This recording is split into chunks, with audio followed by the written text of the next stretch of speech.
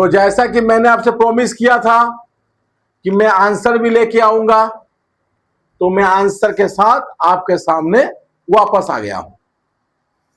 So first question, who was Frederic Sorrieu? Describe his dream in 1848। और ये जो सवाल है, ये जो क्वेश्चन है 2015, 16, 18, 20, मतलब ये सारे ईयर में आए हुए हैं। Most important question. तो ये जो क्वेश्चन आपसे पूछ रहा है कि फ्रेडरिक सोरो कौन थे, तो इसको तो मैं आपको मतलब बता भी चुका हूं और बता भी देता हूं। तो फ्रेडरिक सोरो जो थे वो फ्रेंच आर्टिस्ट थे, एक फ्रेंच आर्टिस्ट थे, और 1848 में उन्होंने 4 प्रिंट बनाया था। क्लियर? इस ड्रीम, उनके सपने, क्या सपना था बताओ?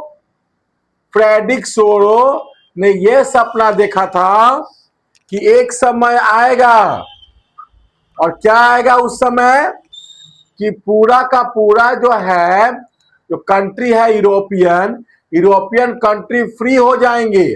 और किससे फ्री हो जाएंगे? मोनार्की से, राजाओं से फ्री हो जाएंगे। और बाद में क्या होगा? वो आपका डेमोक्रेटिक बन जाएगा और सबको बराबरी का अधिकार मिलेगा। ये आंसर आप मतलब नोट डाउन कर लो, मैं कुछ समय के लिए हट जाता हूं। सो अगर ये जो क्वेश्चन अगर 5 नंबर का आ जाता है तो थोड़ा सा बेटा जी लेंदी हो जाएगा। जो फर्स्ट पार्ट है वो आपका सेम रहेगा, सेकेंड पार्ट जो है वो आपका पॉइंट वाइज लिखना पड़ेगा। तो पॉइंट नंबर 1 है march of people of all countries are marching together toward freedom. तो इसमें बताया गया है जो पीपल जो है, यानी कि जो सिटीजन जो है, यूरोपियन सिटीजन जो है, वो कहां बढ़ रहे हैं, किस ओर बढ़ रहे हैं? वो फ्रीडम की ओर बढ़ रहे हैं। Second point, statue of liberty in front the statue of liberty with a torch freedom and a book right. आपको मैं मतलब इससे पहले बता चुका हूं कि स्टेच्यू ऑफ लिबर्टी के हाथ में कितना चीज था? 2 चीज था। एक हाथ में मतलब टॉर्च था और दूसरे हाथ में बुक था। तो जो टॉर्च था इसका मतलब क्या था? फ्रीडम था और नॉलेज था। एंड दूसरे हाथ में बुक था, इसका मतलब था कि उसके पास human right. Next point, national flag, every nation carries its flag shows unity and nationalism. आपको बताया गया है कि जितने भी सिटीजन थे सबके हाथ में राष्ट्रीय ध्वज था, राष्ट्रीय फ्लैग था, झंडा था। और वो जो झंडा उसके हाथ में था वो क्या दर्शाता है? राष्ट्रवाद और यूनिटी। मैं थोड़ा हट जाता हूं, इसको आप नोट डाउन कर लो। Point number 4, broken chain on the ground symbolises freedom. आपको बताया गया है कि ब्रोकन चेन का क्या मतलब है? राजा लोग भाग गए, राजा का जो मुकुट है वो ग्राउंड में गिरा हुआ है। तो अभी जो है मोनार्की खत्म हो रहा है और डेमोक्रेसी आ रहा है।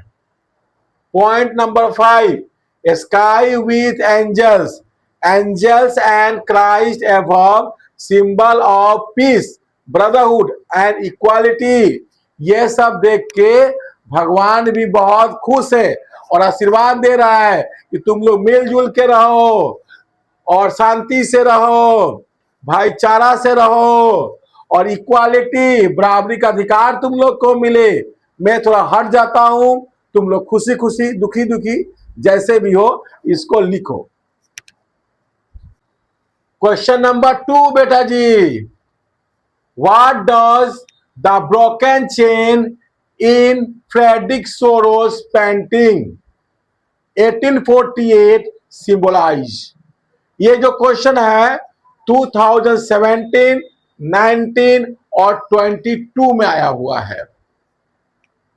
तो दोस्तों, जो ब्रोकन चेन के बारे में मैं आपको बता चुका हूं, लगभग सेम आंसर है इसका। The broken chain lying on the ground symbolises freedom, it show the end of monarchy and slavery. मतलब क्या हुआ है कि ब्रोकन चेन का मतलब यहां पे है कि मोनार्की खत्म हो गया, गुलामी खत्म हो गया। ये दोनों आंसर जो पढ़ाकू बच्चे के लिए। अब बेचारा जो आलसी बच्चे होंगे वो चुपचाप देख रहे होंगे। घबराओ नहीं, तुम्हारे लिए भी आंसर है, सर सबके लिए सोचते हैं। तो आलसी बच्चे, आप ये आंसर ना लिख के ये आंसर भी लिख सकते हो। Broken chain symbolizes freedom from Kings and ruler. तो ये जो आंसर है आलसी बच्चे के लिए है, जो हरदम फ्री फायर खेलते रहते हैं। सर हमको याद नहीं होता है, तो सिंपल आंसर मैं आपको दे दिया। फ्री में फायर खेलते हो तो कहां से याद रहेगा।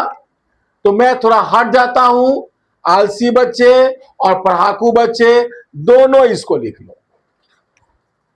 Question number 3, which value were represented in Sorrieu painting. ये जो क्वेश्चन है 2016, 21 और 24 में आया हुआ है। इंपॉर्टेंट क्वेश्चन है। तो मतलब आपको बताना है कि कौन कौन सा वैल्यू रिप्रेजेंट सोरो ने किया है पेंटिंग के माध्यम से। तो बेटा जी चलो आंसर देख लेते हैं। झूठे बच्चों, मैं झूठे मतलब झूठा क्यों बोल रहा हूं मैं बताऊंगा आपको।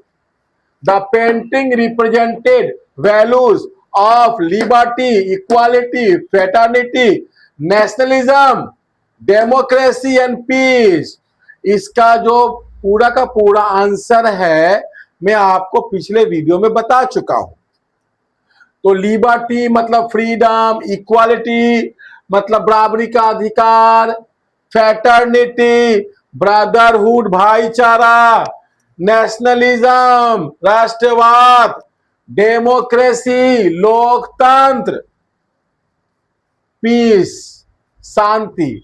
मैं झूठा इसीलिए आपको बोला हूं, सबको नहीं बोला हूं।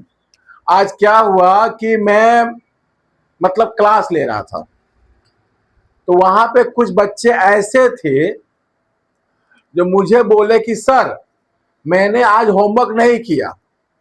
तो मैंने बोला ठीक है भाई, तो क्यों नहीं किया।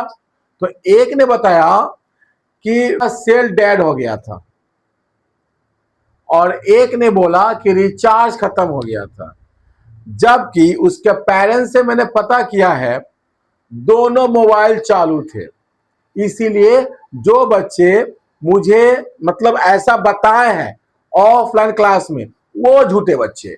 मैं थोड़ा हट जाता हूं और आप यहां पे लिख लो। Question number 4, what has happening in Europe during the 18th and 19th century. ये जो क्वेश्चन है 2018 और 19 में आया हुआ है। इस क्वेश्चन के माध्यम से आपसे पूछा जा रहा है कि 18th और 19th सेंचुरी में मतलब क्या हो रहा था। In 18th century Europe was under king and unequal society. तो अगर आप 18th सेंचुरी के बाद मतलब बात करोगे तो आपको यह बताया गया है कि उस समय मोनार्की था, राजा लोग हुआ करते थे। नेक्स्ट, लेकिन अगर 19th सेंचुरी की बात करोगे आप, in the 19th century revolution spread, nationalism and new nation like Italy and Germany are form. तो 19th सेंचुरी में क्या हुआ था, नेशन स्टेट बन गया था। जैसे कि कुछ कंट्री का नाम दिया गया है इटली और जर्मनी। तो ये जो आंसर है बहुत इजी है, आप लोग इसको नोट डाउन करोगे। लेकिन एक बात समझ में नहीं आता है, एक्चुअली मैं आज तुम लोग का जो क्लास ले रहा था वो क्लास कौन सा था? Offline class. तो एक बात समझ में नहीं आती है कि आप लोग का जो कॉपी होता है वो आपका दूसरे के बैग में कैसे मिलता है। मैं कभी भी कॉपी मांगूंगा, तुम्हारा कॉपी कहाँ है? तो दीपक के पास। तुम्हारा कॉपी कहाँ है? तो राजेश के पास। तुम्हारा कॉपी कहाँ है? तो अब्दुल्ला के पास। आखिर आप लोग का जो कॉपी है दोस्तों के पास कैसे मिलता है? इसका बात मुझे आज तक समझ में नहीं आया। खैर, मैं इसको क्या करता हूं, अभी थोड़ा हट जाता हूं और इसको आप नोट डाउन कर लो।